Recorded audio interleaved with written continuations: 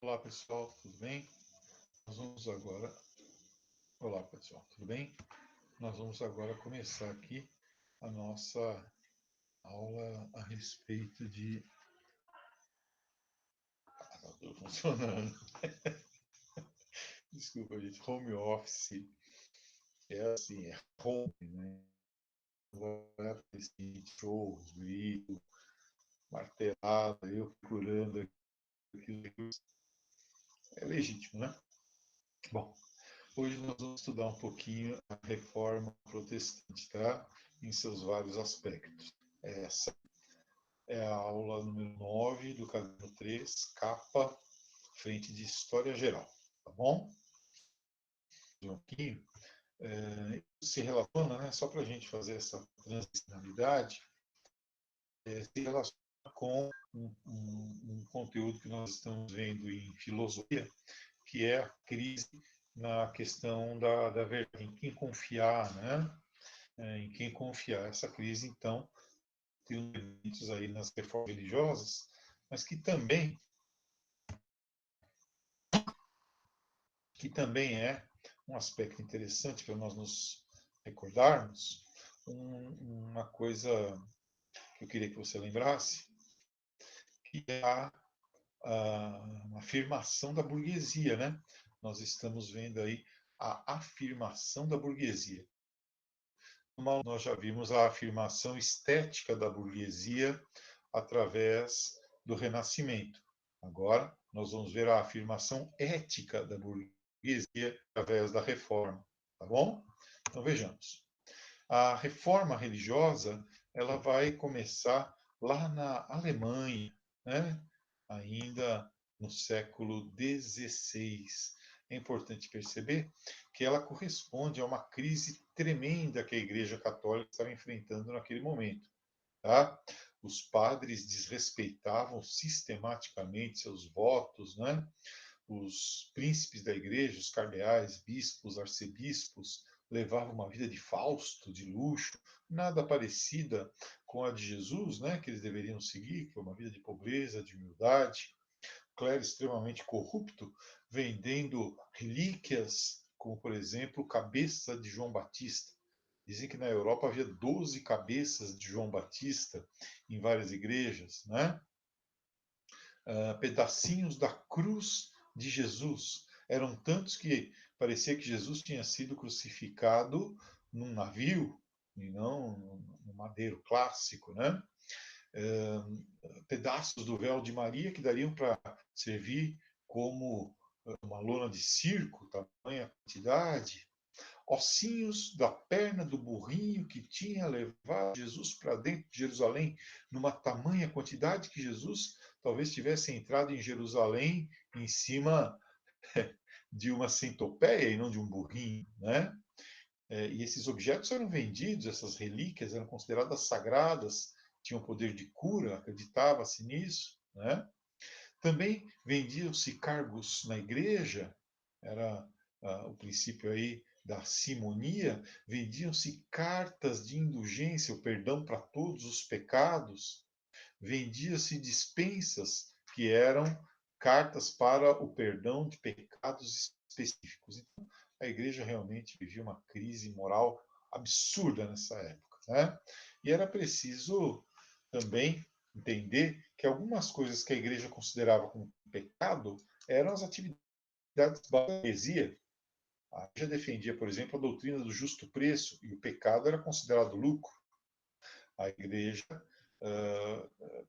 católica condenava a cobrança de juros, né? A igreja dizia que era pecado cobrar juros. Isso é uma atividade bancária própria do capitalismo, né? Própria da burguesia. Atrás da ética, né? Sua afirmação ética. E essa afirmação ética vem com esse rapaz aí, ó, Lutero, né? Lutero, tá? Ele é o grande fundador, né? Do protestantismo, né? Digamos assim, tá? Foi o cara, um padre, né? Um teólogo dominicano de grande estatura que acaba se revoltando, até porque vivia lá na Alemanha nessa época, né? Protegido em Württemberg, né? Onde havia uma bela catedral, essa catedral e essa região toda governada por um príncipe chamado Frederico o Sábio, né, de Wittenberg. Então esse Frederico vai dar proteção para Martinho Lutero poder desenvolver suas ideias, tá bom? Olha aqui, ó, Martinho Lutero, né? Ele era professor, né? Era filho de um dono de carvoaria, decidiu ser padre, depois virou professor, era contra a venda de indulgências, né? Lecionava e pregava na Catedral de Wittenberg. Né? Acabou sendo condenado, protegido pelo Frederico o Sábio, né? Durante as guerras religiosas, até para não ser queimado, porque ele foi excomungado. Tá?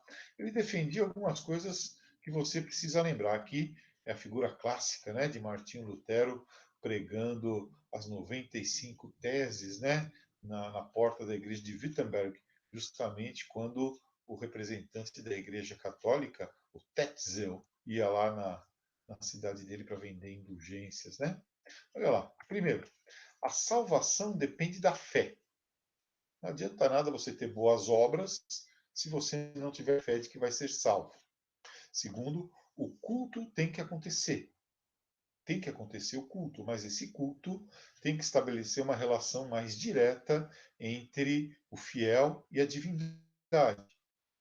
Todas as pessoas, por isso, têm que saber ler a Bíblia, aproveitando-se, inclusive, da difusão agora da Bíblia de Gutenberg, né? E graças à invenção de Gutenberg, a prensa já não precisava mais ser copiada, como era na Idade Média, barateando e massificando aí, né, a leitura da Bíblia. Para ele, só 2 sacramentos, que são aqueles que aparecem na Bíblia, né, no Novo Testamento: o batismo e a Eucaristia. Mas ele diz que não é o corpo de Cristo que está na hóstia, não é o sangue de Cristo que está no vinho, né?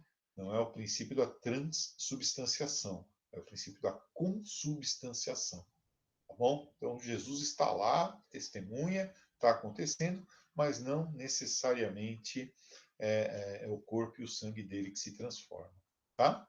Essas ideias, a livre interpretação da Bíblia, salvação pela fé, iam contra a igreja, né? Iam contra os interesses da igreja. Até porque ele defendia uma igreja pobre e uma igreja que não defendesse a política, né? Uma igreja afastada da política, né?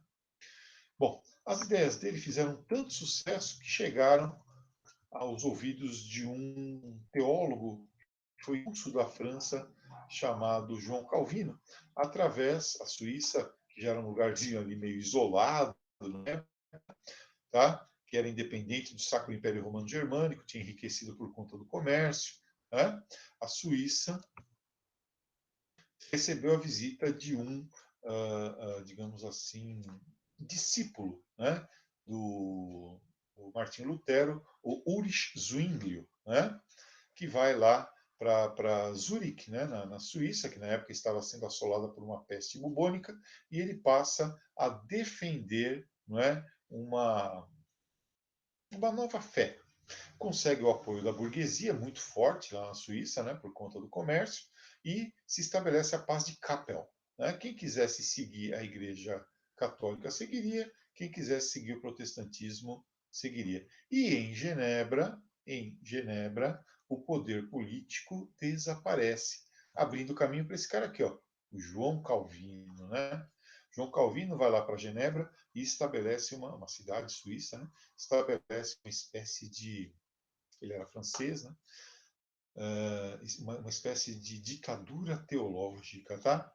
A visão de salvação dele é a predestinação absoluta. Predestinação absoluta. Quando você nasce, você já está predestinado. E Deus revela o seu destino, não dele, né? O seu destino, né, através de alguns sinais. Deus se comunica com o homem através de sinais. Quais são os sinais da salvação? Sinais são fé, trabalho, uma vida virtuosa, tá?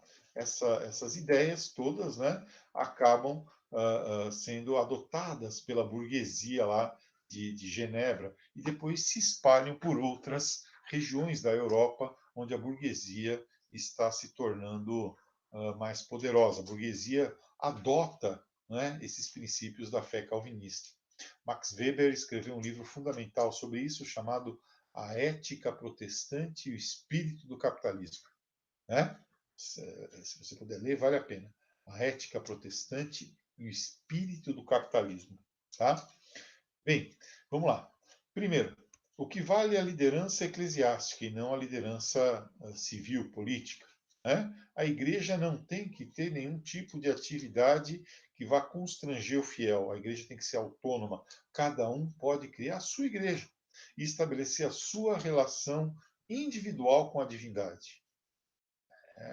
Basta que você demonstre os sinais de Deus: trabalho, virtude, uma vida humilde, que acaba gerando lucro. Então, os valores burgueses, os valores da ética burguesa, viram valores religiosos.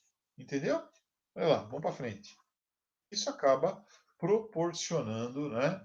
Proporcionando aí o amparo aos pobres, a ideia de ser contra a escravidão, esforçar para que as pessoas se eduquem, quem se educa, né, acaba se tornando mais sábio, né? E aí o que mais? Olha aqui, ó, contra a escravidão é indigna, né? A escravidão é indigna. Você tem que trabalhar, isso faz com que você acumule capital, né?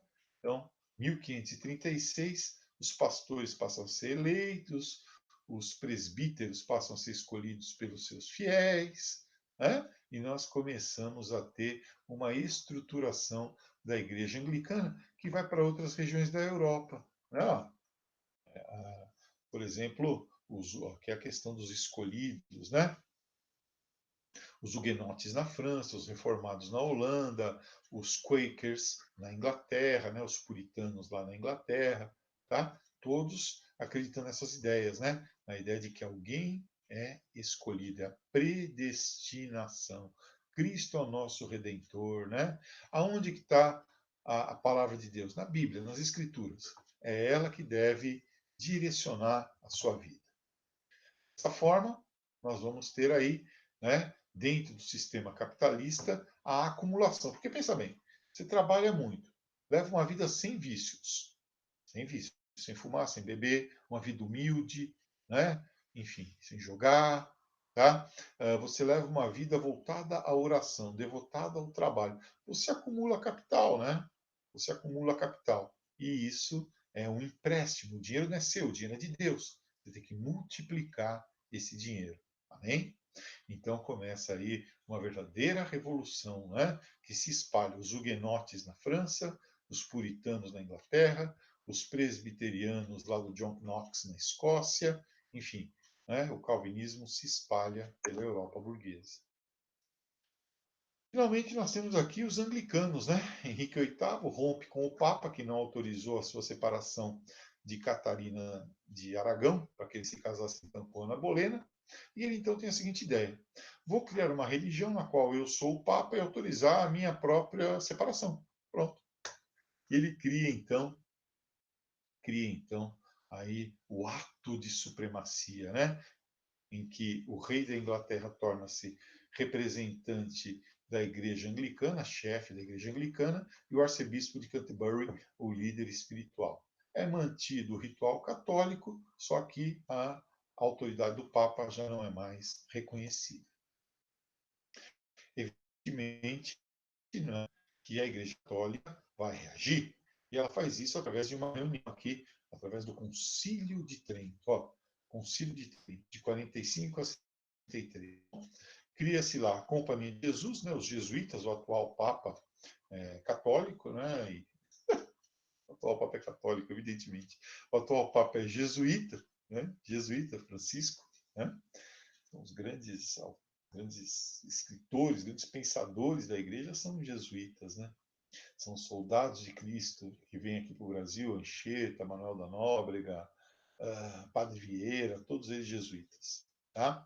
Para converter esses povos que estão se transformando aí em cristãos, que estão sendo colocados principalmente por Portugal e Espanha.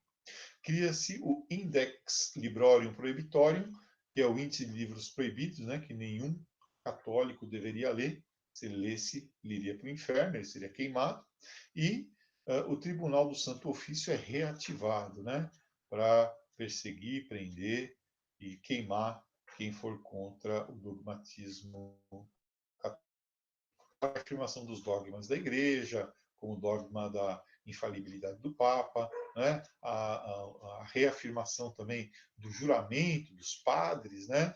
Eles têm que reafirmar os votos deles de castidade, pobreza, etc.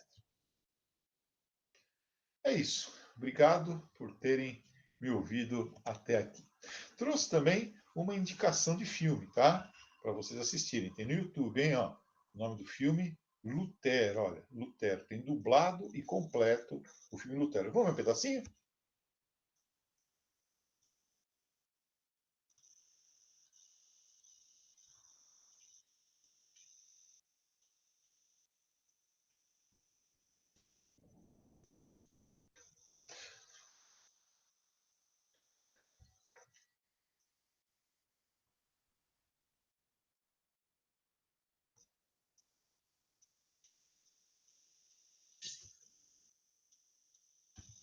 Aí nessa parte você está vendo o Lutero ainda como padre, né?